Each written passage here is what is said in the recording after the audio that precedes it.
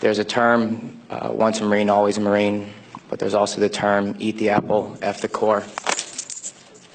I don't work for you no more.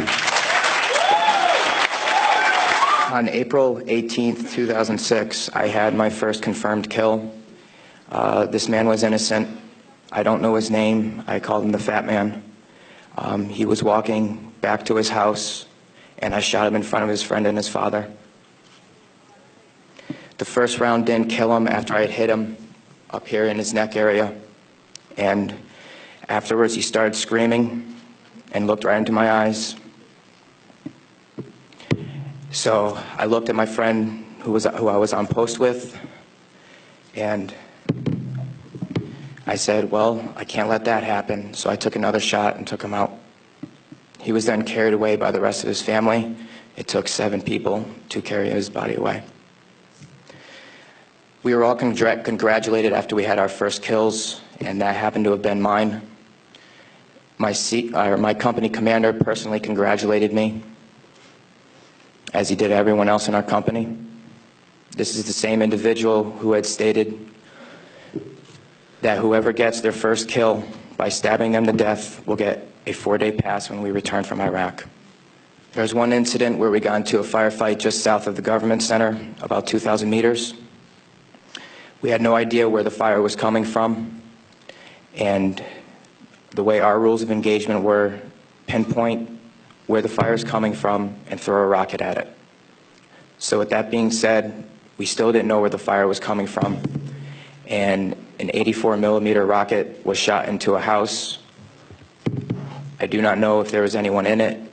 We do not know if that's where the fire was coming from, but that's what was done. This man right here was my 3rd confirmed kill. As you can see, he was riding his bicycle.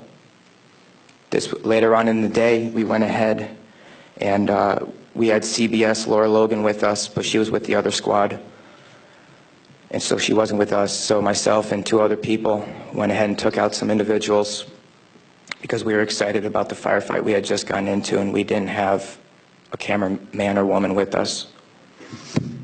With that being said, anytime we did have embedded reporters with us, our actions would change drastically. We never acted the same. We were always on key with everything, did everything by the books. The man on the bicycle, he was left in the street for about 10 minutes until we realized that we needed to leave where we were. And his body was dragged about 10 feet to the right of him, where his body was thrown behind a rock wall, and his bicycle was thrown on top of him.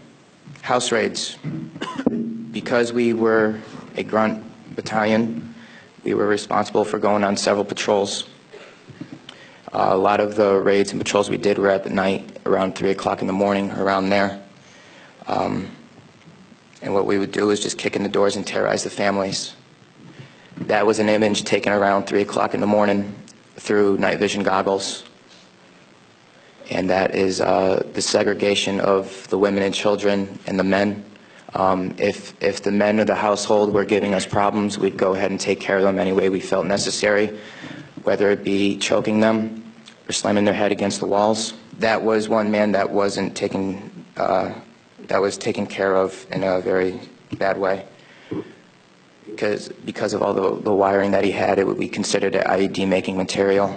That is the Fatimat Mosque minaret.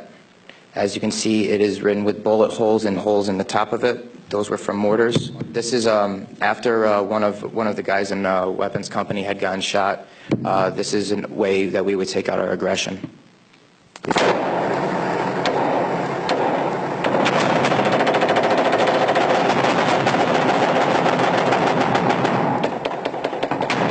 For those of you who don't know, it is illegal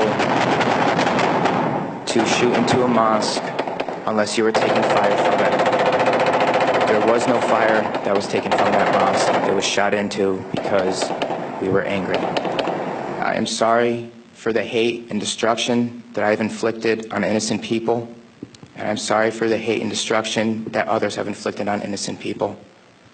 At one point, it was okay, but reality has shown that it's not, and that this is happening, and that until people hear about what is going on with this war, it will continue to happen and people will continue to die.